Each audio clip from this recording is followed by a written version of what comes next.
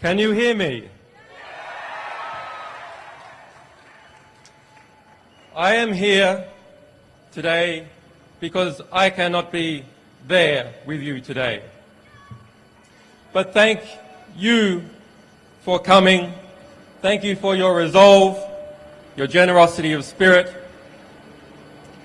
On Wednesday night, after a threat was sent to this embassy and police descended on this building, you came out in the middle of the night to watch over it. And you brought the world's eyes with you. Inside this embassy after dark, I could hear teams of police swarming up into the building through its internal fire escape. But I knew there would be witnesses, and that is because of you. If the UK did not throw away the Vienna Conventions the other night, it is because the world was watching. And the world was watching because you were watching. So the next time somebody tells you that it is pointless to defend those rights that we hold dear, remind them of your vigil in the dark before the Embassy of Ecuador.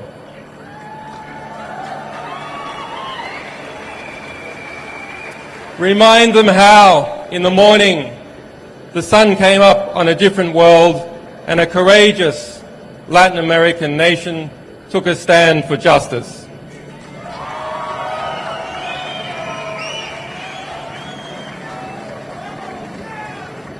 And so to those brave people, I thank President Correa for the courage he has shown in considering and in granting me political asylum. And I also thank the government, and in particular Foreign Minister Ricardo Patino, who upheld the Ecuadorian Constitution and its notion of universal citizenship in their consideration of my asylum. And to the Ecuadorian people for supporting and defending this Constitution.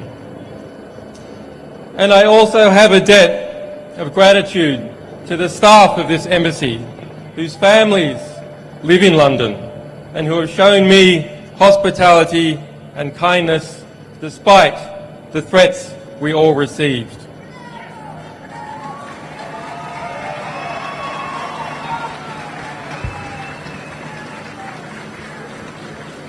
This Friday, there will be an emergency meeting of the foreign ministers of Latin America in Washington, D.C. to address this very situation.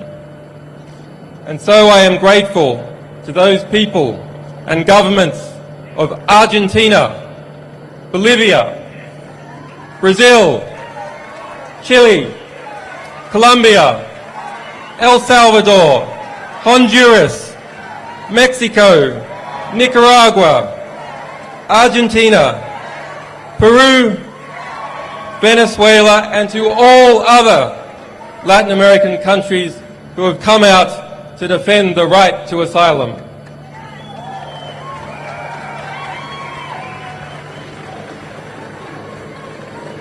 And to the people of the United States, the United Kingdom, Sweden, and Australia, who have supported me in strength even when their governments have not.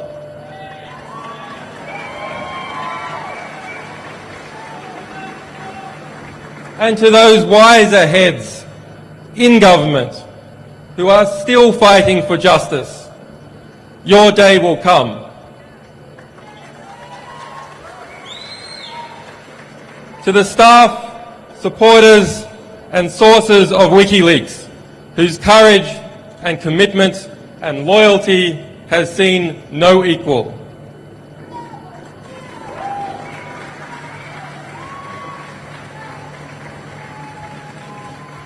To my family and to my children who have been denied their father, forgive me, we will be reunited soon.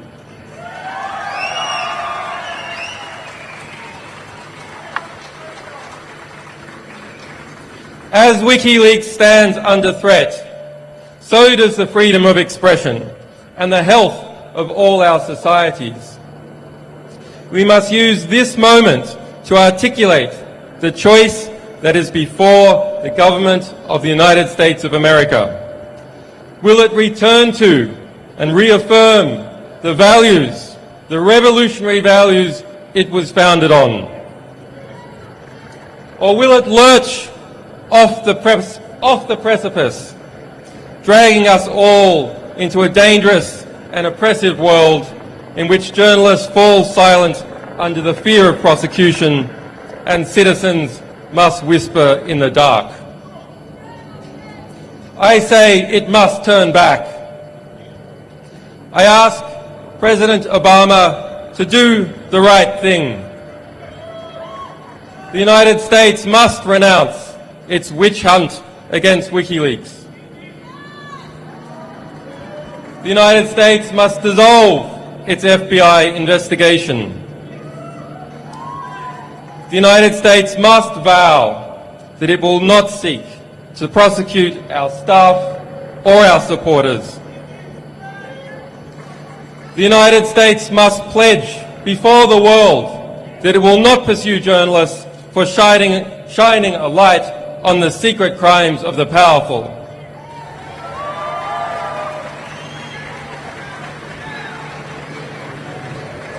There must be no more foolish talk about prosecuting any media organisation, be it Wikileaks or be it the New York Times.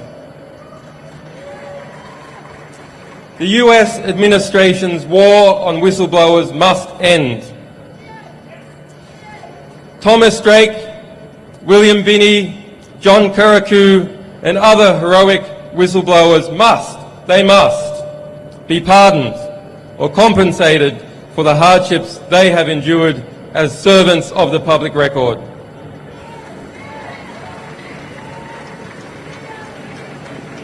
And to the Army private who remains in a military prison in Fort Leavenworth, Kansas, who was found by the United Nations to have endured months of torturous detention in Quantico, Virginia, and who has yet, after 2 years in prison, to see a trial, he must be released. Bradley Manning must be released.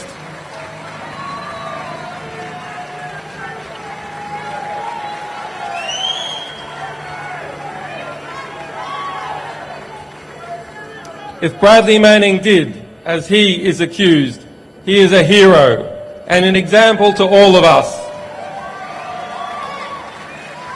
and one of the world's foremost political prisoners.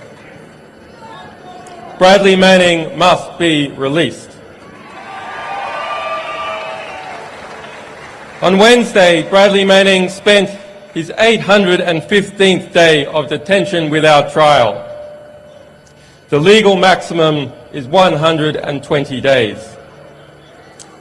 On Thursday, my friend Nabil Rajab, president of the Bahrain Human Rights Centre, was sentenced to 3 years in prison for a tweet. On Friday, a Russian band was sentenced to 2 years in jail for a political performance. There is unity in the oppression. There must be absolute unity and determination in the response. Thank you.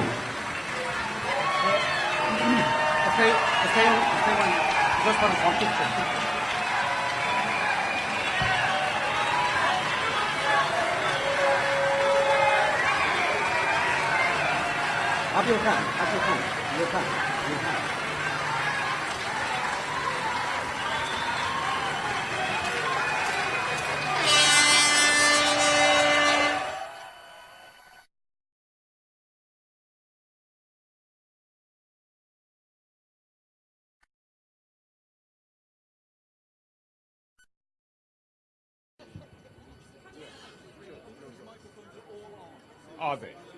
Okay. Hello, can you hear me?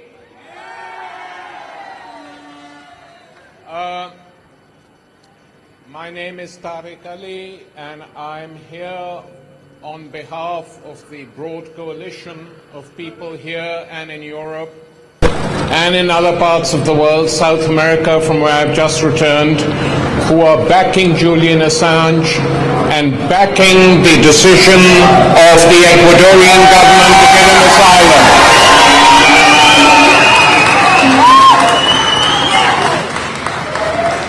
I think the situation will be clarified over the next few days. Tomorrow in Washington, D.C., an emergency conference of the Organization of American States has been called, with only 5 members voting against, including the United States and Canada.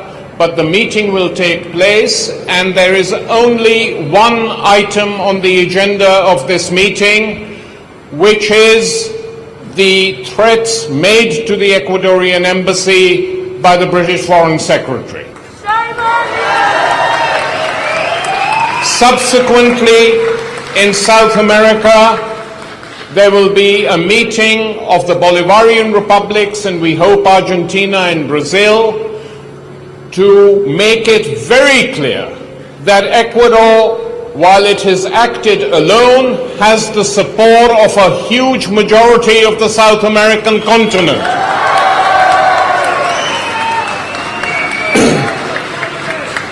Now, this afternoon we're here to show our solidarity with Julian Assange and the decision of the Ecuadorian government. We have speakers who will be speaking for making short speeches. Then we will be open to answer questions from the press, and after that Julian Assange will speak. By that time I hope the sky will be totally blue, but we shall wait. So the situation we confront today now is a stalemate. There is a confrontation which is not of our choosing, because the right to claim asylum is the right of any citizen anywhere in the world. And we have to be very clear. It doesn't happen often in the Western world, because it is assumed that civil liberties are safe. But habeas corpus has been suspended in this country. There have been renditions. Citizens, non-citizens have been picked off the streets and sent to torture camps, either at Guantanamo or in various Arab countries which specialized in this. And so when people now decide that they will not trust the legal system in the European world because of its extra-legal actions over the last 10 years, and will certainly not trust the United States, where the treatment of Bradley Manning has been an absolute disgrace.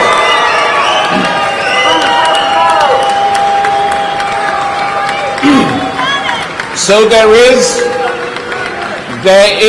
a reason for seeking asylum now. I hope that there are not too many episodes like this, that civil liberties as we once knew them are restored, because it puts a tremendous burden on everyone in this country and elsewhere, and on people who are forced to do this. So the position is very clear. The central issue, as has been made obvious, is the fear of Julian Assange, and it's a totally understandable fear that he could be deported to a third country, that this is not a footling little investigation, not even proven, mounted by Swedish prosecutors, and its acceptance shamefully by the Supreme Court in this country, with judges dissenting, giving dissenting opinions on this within Britain itself, that it is not simply a question of that. That on its own is not the major issue. The major issue is the fear of extradition to the United States, and there is a very simple solution. If, as many newspapers and many government supporters are alleging, this is paranoia, the simplest way, if indeed it is paranoia, is for the United States Justice Department and State Department give a very clear statement saying that the United States has no desire, no intention to demand the extradition of Julian Assange. That is all we are asking for. Let them do it, and there could be a compromise solution very, very rapidly between the Ecuadorian government and the British Foreign Office. The Ecuadorians, I was in Ecuador 2 weeks ago, met the president. They have absolutely no desire to get entangled in a huge row with Britain. It's not their way, it's not their intention. They want a peaceful settlement, and all they ask is an assurance that Julian Assange will not be extradited to a third country, and that is what we hope to achieve with the campaigning we're doing now. Now, unfortunately, we have got many messages from people who can't be here for one reason or the other, and these messages will be read out by spokespeople who are here on their behalf. After that, these messages are over, you can meet all the people here, and after that is over, we will go and, or we will stay and listen to Julian. Now, the first message is from Vivienne Westwood, not normally known as a paranoid personality, and the message will be read by Cynthia King. Thank you. Thank you very much. Vivian really regrets not being here today. She wants to underline her unequivocal support for Julian, and she's asked me to read out this message, which I received from her this morning. Through Wikileaks, Julian Assange continues to expose... Sorry? Thank you. Through Wikileaks, Julian Assange continues to expose the lies and distortions of the authorities. His fight is our fight. It is a fight for freedom, freedom of information. We are Julian Assange. I am Julian Assange. With love from Vivian. Thank you. Thank you very much for that, Cynthia, and our solidarity with Vivian wherever she is. The next is Roman Gavros, filmmaker, friend of the campaign, will read John Pilger's speech. Pilger is doing sterling work in Australia, campaigning for Julian in his homeland, and couldn't be with us. Roman. Hello. Sorry, I'm French, so sorry for my clumsiness. I'll try to read the best I can. I have known, so it's from John Pilger. I have known Julian since he came to London and gave the world vital information about Afghanistan, Iraq, which government had suppressed and denied. What is always left out of the public portrayal of Julian is the moral dimension of Wikileaks. The very emotion of morality, of principle, embarrasses those who consort with great power, but ordinary people recognize it straight away and are not embarrassed. They're inspired. Wikileaks is about the public's right to know and the right to practice the kind of real journalism that made Julian powerful enemies. Enemies he should wear as a badge of courage. Indeed, the whole point about Julian is courage. This is why this is a day of triumph. Triumph for human courage, for principle, for truth. Julian has not broke free, not yet. But with the help of Admiral Rafael Correa and his comrades in the embassy, he has seized back the initiative from those who think they have the divine right to rule the world, lie, and commit war crimes in our name. We should celebrate our resistance and salute Julian. John Pilger.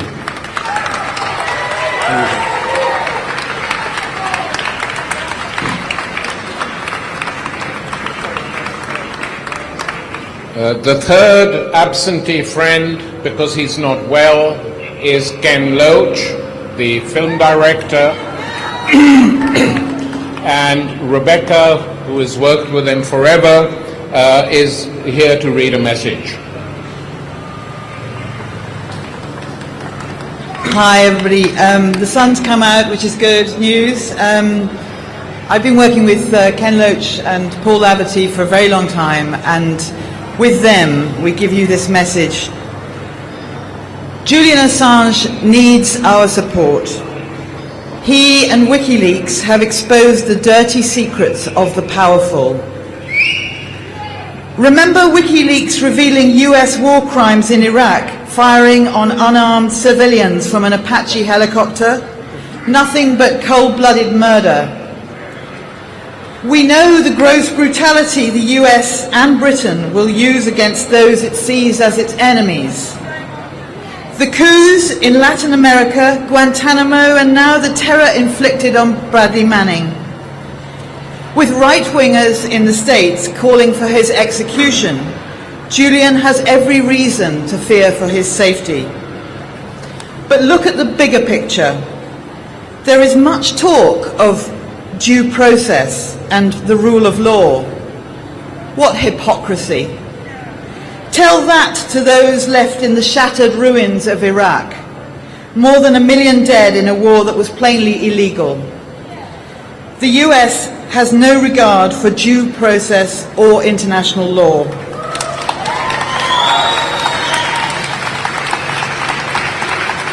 Julian needs the protection of all who care for freedom of information and real journalism.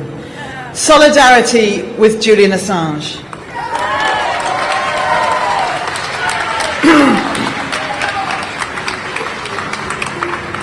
Thanks very much, Rebecca. We hope Ken gets well soon.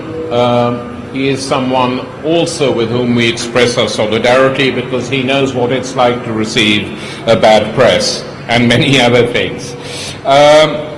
The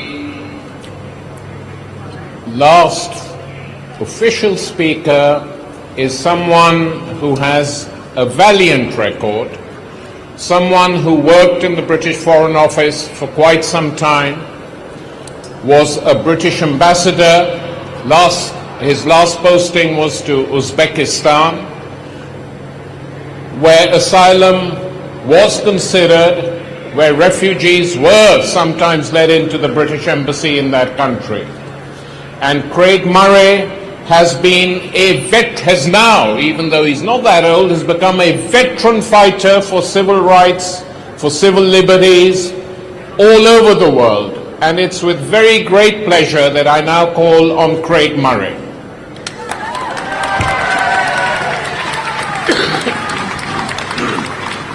Thank you. We should not forget what this is about.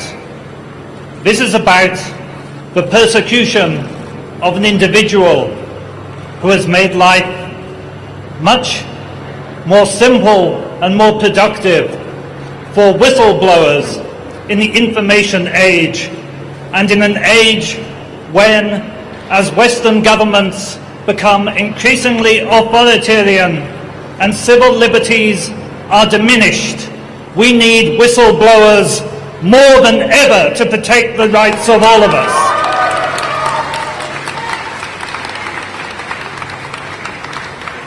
We have heard of the areas where WikiLeaks have been active, not only the prosecution of illegal war in Iraq, but the revealing of individual war crimes carried out within that war.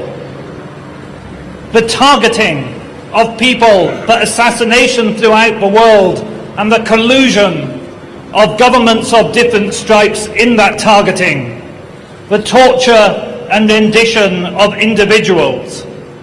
Now consider this.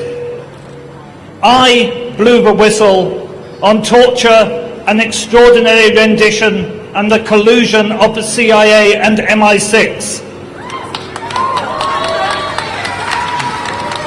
I was, in consequence, immediately charged with extortion for sexual purposes in exchange for British visas. It took me 1.5 years to clear my name of those charges, because they routinely charge and try to frame and fit up whistleblowers, and that is what is happening to Julian Assange just as it happened to me.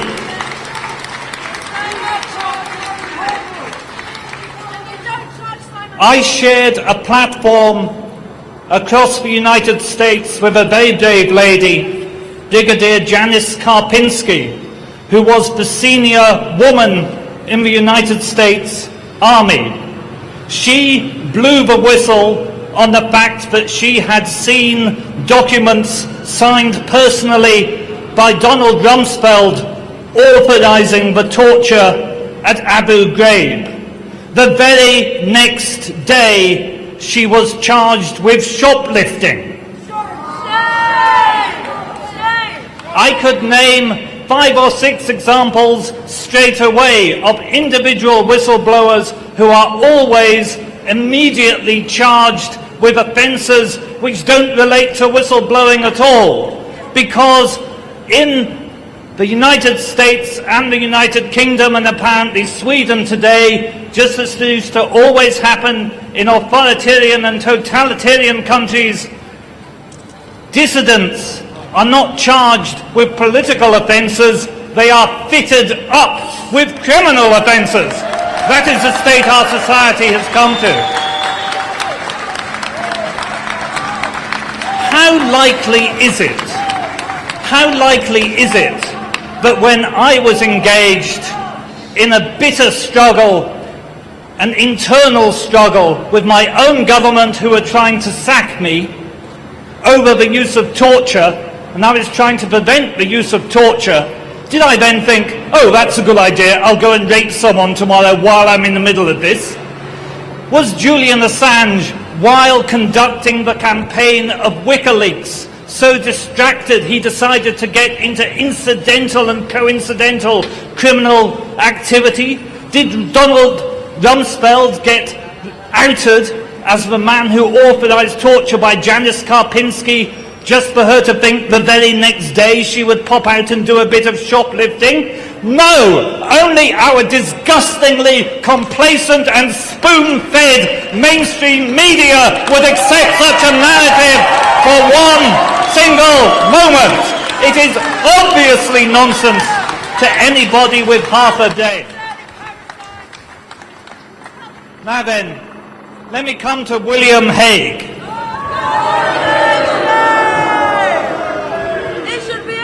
William Hague told us that when he was a student, he used to drink 14 pints of beer a day. I tell you something, he must have drunk 28 pints the day he decided to threaten to illegally invade the embassy of Ecuador and violate Ecuadorian national territory. The Vienna Convention is absolutely plain. The Vienna Convention of 1961 is the single most subscribed international treaty in existence. And it states in Article 22, Section 1, that the diplomatic premises of an embassy are inviolable. Full stop. Are inviolable.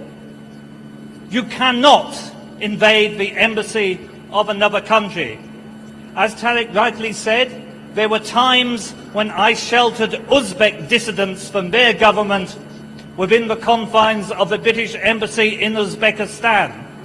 Even during the height of the tensions of the Cold War, the opposing parties never entered each other's embassies to abduct a dissident. The fact that William Hague now openly threatens the Ecuadorians with the invasion of their sovereign premises is one further example of the total abandonment of the very concept of international law by the neoconservative juntas that are currently ruling the former Western democracies.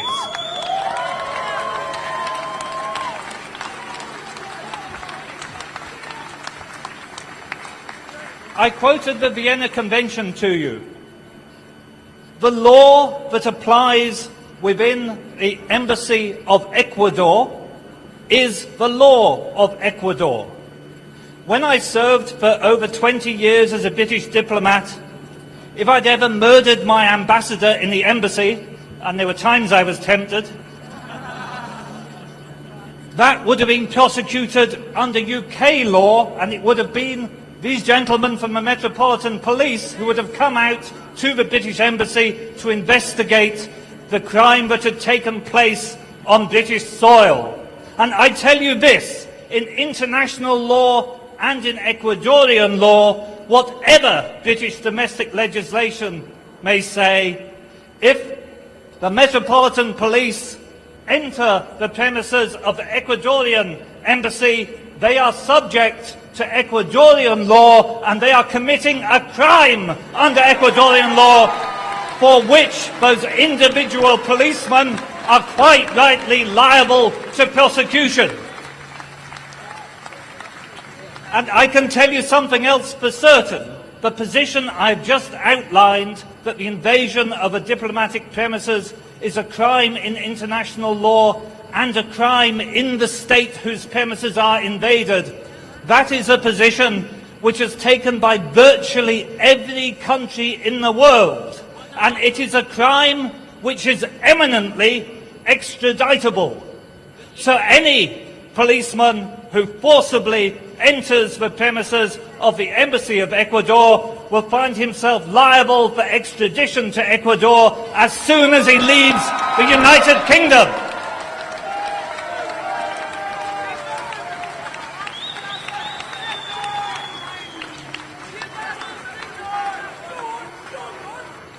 Ladies and gentlemen, I thank you all for coming here to listen. I thank deeply and from my heart those of you who have come to support Julian Assange and support his continuing struggle for freedom and to support the continuing cause of whistleblowing and revealing that which government does not want you to know. We are here today for freedom. Here we stand. We thank the Ecuadorian government for their support, and we stand with Julian Assange. Thank you very much.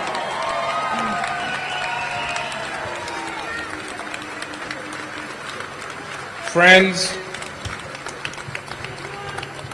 we are almost ended this first part of this afternoon's events, but before we open it to questions from the press and before Julian speaks, I think one aspect of all this has not yet been dealt with, and it needs to be understood, especially in the Western world. Why is it that an Australian citizen facing prosecution by a European country decides to appeal for asylum to a South American republic? And the reason for that is that for the last 10 to 15 years now, huge changes have been taking place in South America. And these changes are very interesting.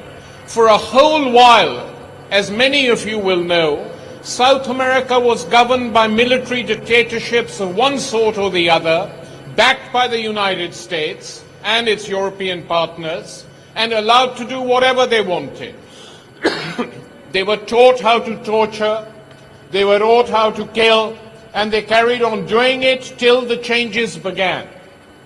And the changes began for social and economic reasons, it should be pointed out. The changes began when the people in Venezuela, who were the first, said enough. Enough of IMF regulations, enough of World Bank rules. We don't like neoliberalism. We don't like the way our oligarchs are running this country. We don't want to live in a world where everything is privatized, where there are no public sector engagements. That is what started it off. And there have been more elections in Venezuela than in any other country of the world since that time. Referendums launched against, won by the Bolivarians. A new constitution in which a population has the right, if it so wishes, to get signatures so that an elected president can be recalled way beyond the next election is due. All this had happened. And that Venezuelan model in different ways spread all over the world. It spread to Bolivia. It spread to Ecuador. It spread for a while to Paraguay, to Honduras. It had a huge impact in Brazil. And we don't have the world of the West now in many, many South American countries. What do? They have oil wealth. They have other wealth. They don't allow it to go to the fat cats. They don't allow it to go to bankers. They spend it on free education. They spend it on hospitals. They have created new universities free of charge for poor kids. They refuse to follow the Western model where everything is privatized, including the armies and including the police force now we hear. Everything is being privatized, for somehow these people feel it's better. The train system is privatized here. In South America, they're trying to construct a new one. And so these radical social democratic governments in South America are today, in my opinion, offer more social and human rights to their citizens than the countries of Europe, leave alone the United States. And that is why Julian Assange applies for asylum to Ecuador, because this is a country which is determined to be independent. It has asked the American military base in Mantua to leave the country. And when the United States objected, Rafael Correa, the president of Ecuador, said, okay, if you want a base here, let's have equality. Why can't we have a military base in Florida? To even ask the question is considered crazy. And there was no agreement. Out went the base. A new constitution that defends human rights. A serious attempt to defend the ecology of the country. Social spending has doubled.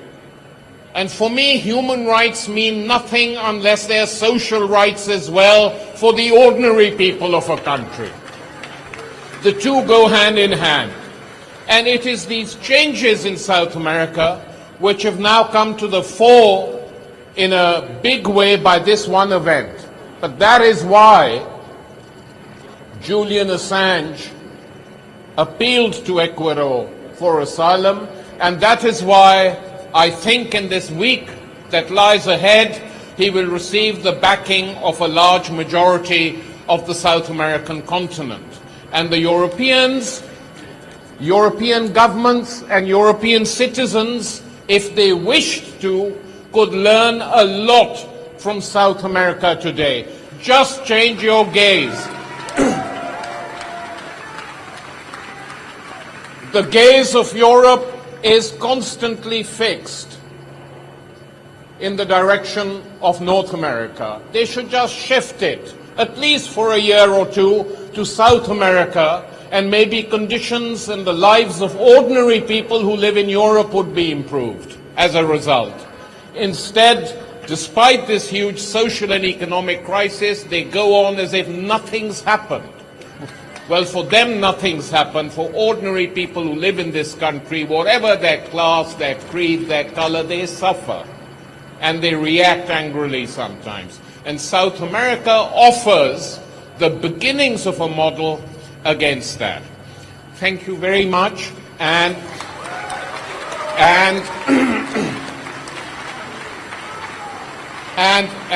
now we are happy to answer questions from the media, if they want. No one here from... Yeah.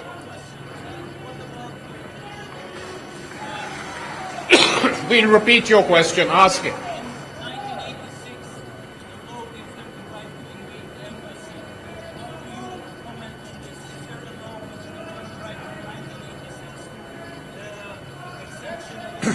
The question is, there was a law in 1986, I'm repeating the questioner, which gave the British government permission to invade an embassy. Domestic law cannot simply override international law. The Chinese government could pass a law saying they had the right to invade the British embassy, but that would be in conflict with the Vienna Convention, to which China is a party. Domestic law must conform with international law to which the state is a party. When I said that any policeman who entered the Ecuadorian embassy would be subject to the law of Ecuador on diplomatic premises, that undoubtedly is the position within international law, whatever British domestic legislation may say. You cannot simply legislate domestically and opt out of international law, unless Britain could do that if it withdrew from the Vienna Convention, which would then mean that no British embassy and no British diplomat would have any protection anywhere worldwide. And one thing I can tell you for certain is that the British diplomatic service is extremely unhappy at this threat by William Hague. I've spoken personally to British ambassadors who are very, very unhappy, because not only does it make every British embassy around the world liable to invasion, it also makes us look very, very stupid, because no country, not one country, has come out in support of William Hague's interpretation of international law. A lot of South American countries have already come out condemning it, and tomorrow they will do so as a body. Russia has come out condemning it. Britain has not even been able to find a single EU or NATO country to come out in support of its right to invade the Ecuadorian embassy, because that right is not accepted by any country in the world. Thanks. Yeah, any other questions? No? Yeah. Is there a way that the British government can revoke Ecuador's diplomatic status so that it can stop it being an embassy? Well, the question is there any way in which the British government could revoke Ecuador's diplomatic status? Yes, governments can do that by declaring, they don't have to give a reason, though they usually do. Not just the British government, any government can do that by declaring particular diplomats or entire diplomatic mission persona non gratis, which means all the diplomats would have to leave the country and relations with that country would be broken off. But I don't think anyone is suggesting that that is what is going to happen, because it would be a huge escalation. And as I pointed out, they might then have to break off diplomatic relations, not just with Ecuador, but with several other South American countries, which not even the craziest person in the British Foreign Office is going to recommend.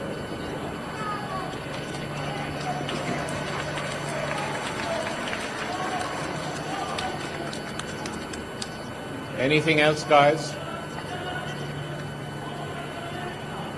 Yeah, okay. Well, thanks very much. We will now remove ourselves and wait for Julian, who will be speaking in about 10 to 15 minutes. Thanks. And I also have a debt of gratitude to the staff of this embassy, whose families live in London and who have shown me hospitality and kindness despite the threats we all received.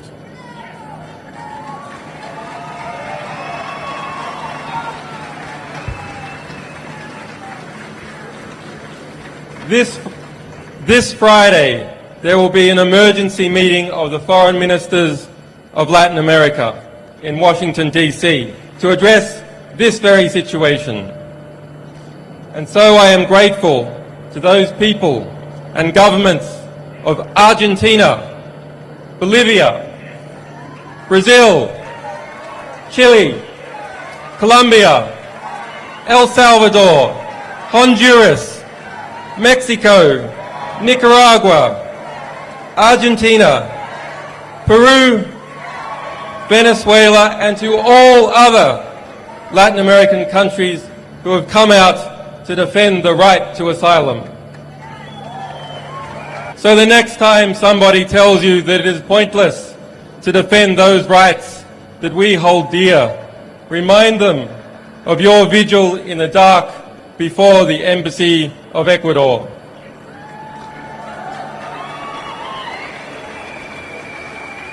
Remind them how, in the morning, the sun came up on a different world and a courageous Latin American nation took a stand for justice.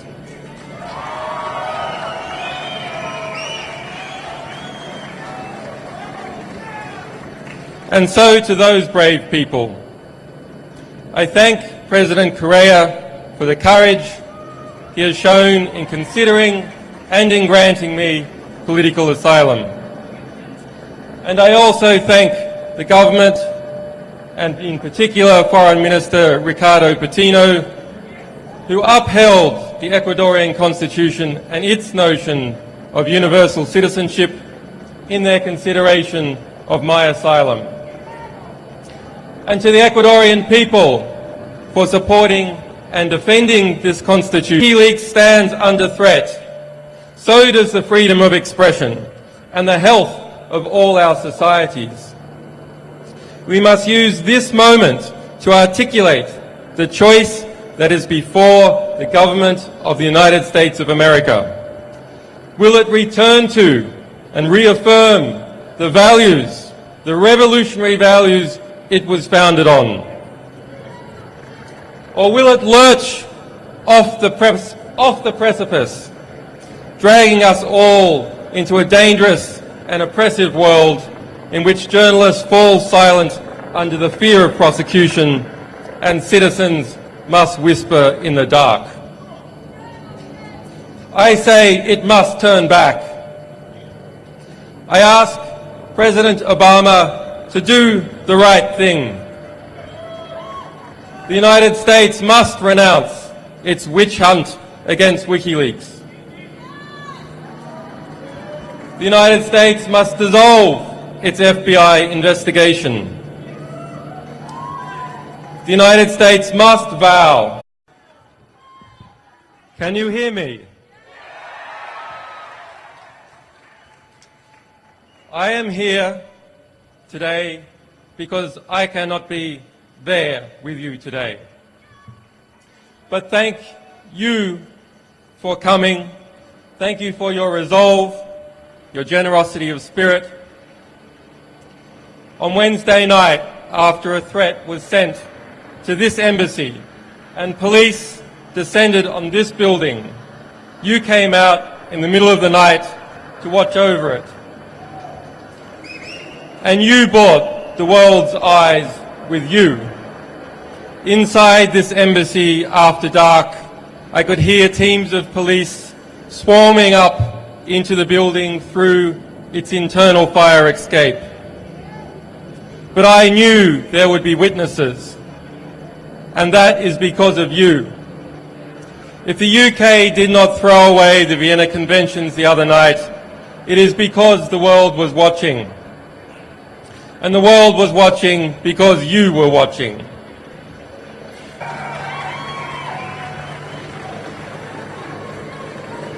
And to the people of the United States, the United Kingdom, Sweden and Australia, who have supported me in strength even when their governments have not.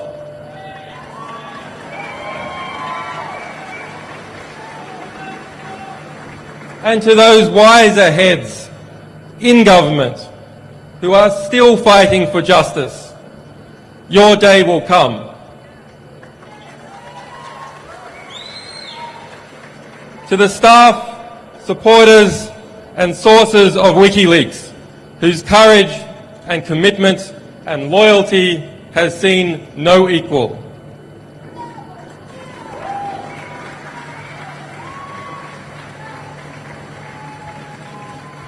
To my family and to my children who have been denied their father, forgive me, we will be reunited soon.